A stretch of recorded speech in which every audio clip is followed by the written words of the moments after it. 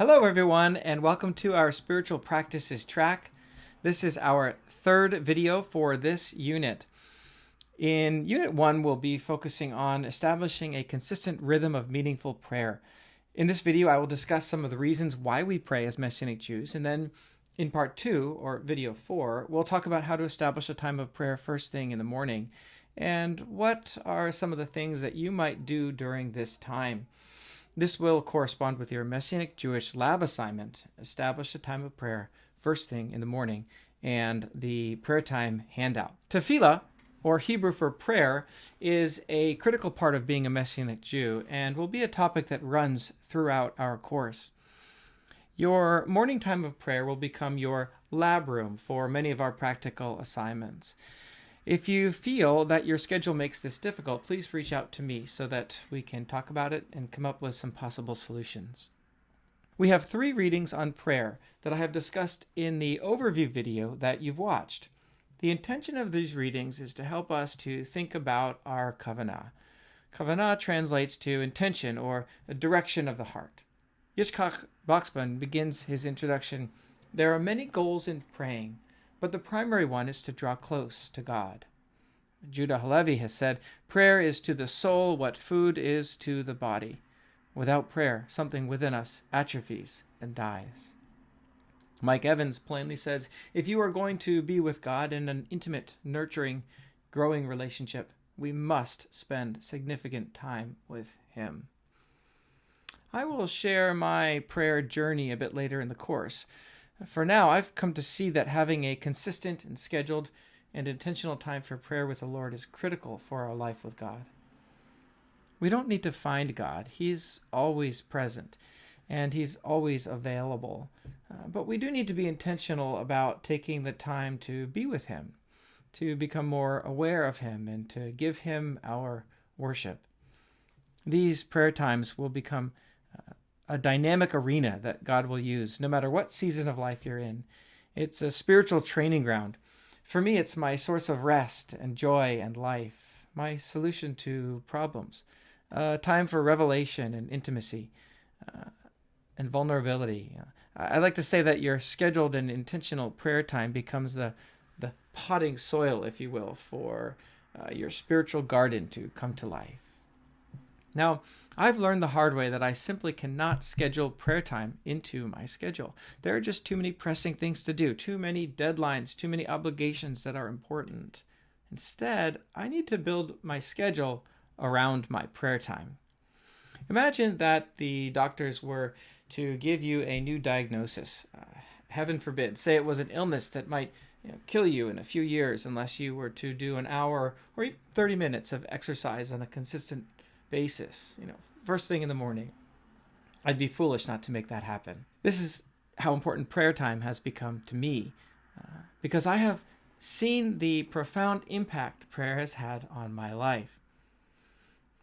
Not only does it shape me and my family and my larger life goals, the effect on my day-to-day decisions, emotions, and relationships is just so drastic. I feel that it actually could cost me my life. And of course, big picture, our spiritual health will last for eternity. If God is really God, and He really does desire our prayers and hear our prayers, then truly your time with the Lord is the most important task you'll do on any day of the week. There are a number of reasons to pray in Judaism. I'll start with a few of the larger, more corporate reasons, and then discuss some of the more personal reasons. But of course, they all tie in together into a healthy Messianic Jewish life. First, prayer is part of our job description. Israel is set apart from the nations of the world to be a priestly people in the world. Of course, we're not all kohanim, priests who would serve in the temple, but we still serve a priestly function in the world, on behalf of the entire Jewish people and even on behalf of all of humanity. Prayer is a core part of the definition of what it means to live as a Jew. If you're a Jew, you pray. Long-standing Jewish tradition sees Deuteronomy 11:12 as a directive to pray in the Torah. We read, "So now, O Israel, what does the Lord your God require of you but to fear the Lord your God, to walk in all His ways and love Him, and to serve the Lord your God with all your heart and with all your soul?" The Hebrew for serve is avodah, or worship. So we might say to worship with all your heart and your soul. Psalm 55:17, evening and morning and at noon I utter my complaint and moan, and he hears my voice. Psalm 88:13, but I, O Lord, cry to you in the morning. My prayer comes before you. Of course, Yeshua tells us to pray. Pray like this, our Father in heaven. And he says, when you pray, go into your room and shut the door and pray to your Father who is in secret. And your Father who sees in secret will reward you. The Apostle Paul in Colossians 4:2, devote yourselves to prayer, being watchful and thankful. 1 Thessalonians 5:17, Paul writes, pray without ceasing. 1 Timothy 2:8, I desire that in every place the men should pray, lifting holy hands without anger or quarreling. We'll discuss the close relationship between prayer and sacrifice more in Unit 2. For now, we can understand prayer as our offering of the heart to the Lord that we bring him. From a Jewish perspective, prayer connects us to the corporate worship of Israel. Biblically, Israel's worship is centered in the temple. Us moderns tend to read David's desperate longings in the Psalms to dwell in the house of the Lord as metaphorical. But for David, it wasn't that way. He was literally expressing his love for the temple worship, for involving sacrifice and incense and liturgical worship.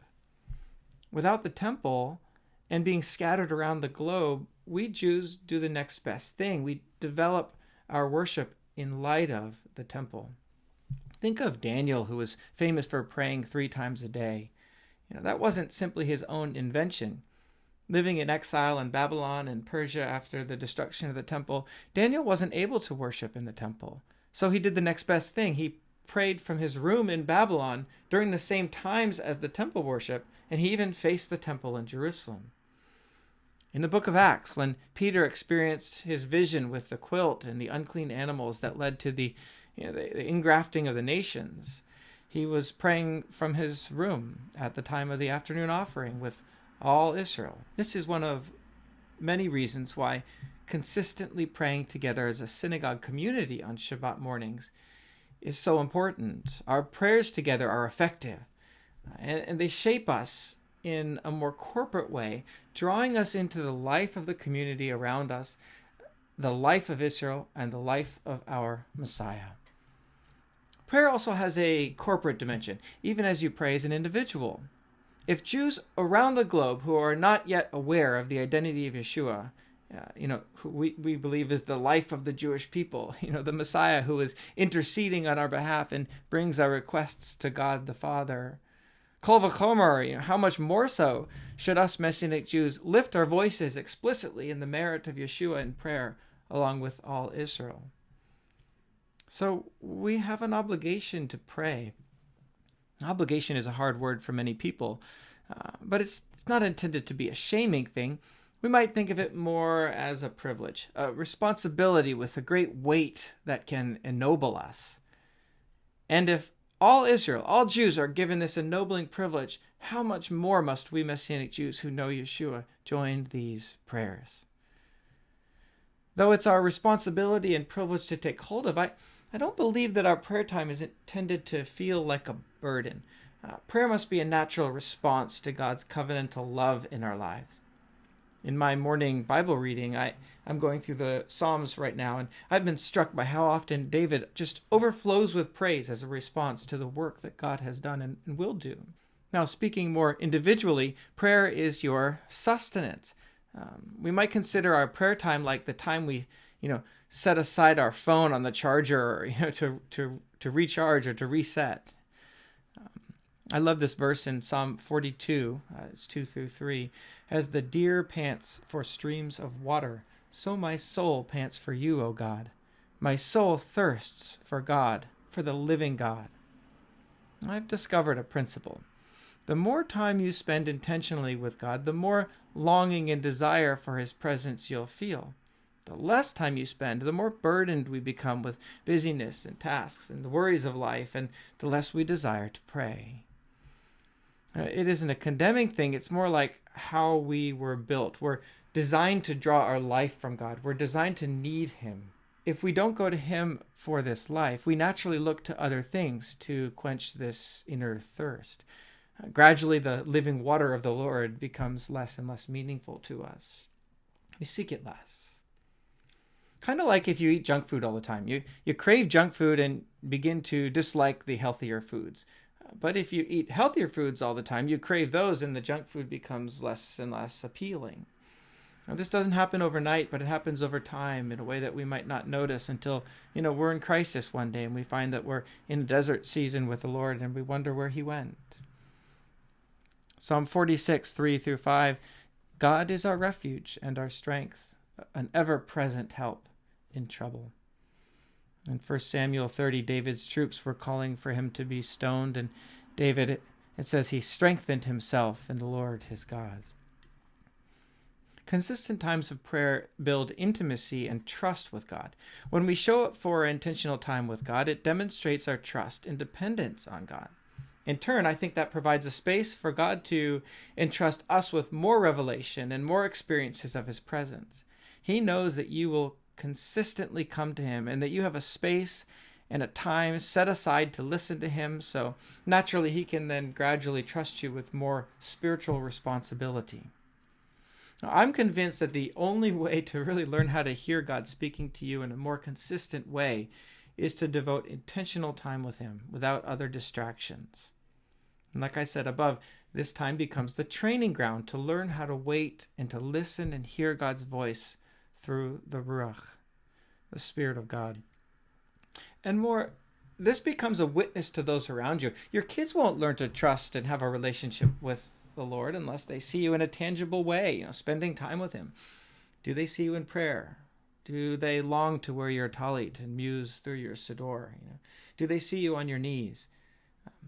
And as a side note, if you have children, don't separate yourself from them during this time. Let them be with you. Have them join with you and make it their rhythm as well. Next, the Lord will answer your prayers and make changes in our lives. Prayer is so connected with trust in God's ability to act in our lives, isn't it? If we can actually trust, and talk with the creator of the universe about our needs and our wants and our desires and our troubles and our joys, and those of others, and if he will actually hear and respond and act, if God is the one who created all the intricacies of the universe and he made you and he commissioned you and he loves you and is really able to hear and respond to our lives, then it's insanity to jump into your day, without talking with him, isn't it? Your consistent time with the Lord becomes the foundations for worship and for revelation throughout the day. Sometimes folks will say that I just kind of pray throughout the day. Maybe if you're a monk, devoting your every minute to prayer and nothing else, you can do this. But I don't know, if you live in a normal, busy American life, I find that I need a consistent time in the morning in order to orient my day and my heart. And then that time becomes, I like to say, the potting soil for prayer and worship throughout the day. It's like love. The more you love, the more love you feel. The more time you spend with God, the more the spirit of worship and praise becomes a part of your everyday life. Okay, let's pause here and pick up in our next video where we'll discuss what to do during your prayer times and the specifics of our Messianic Jewish Lab assignment. Happy praying!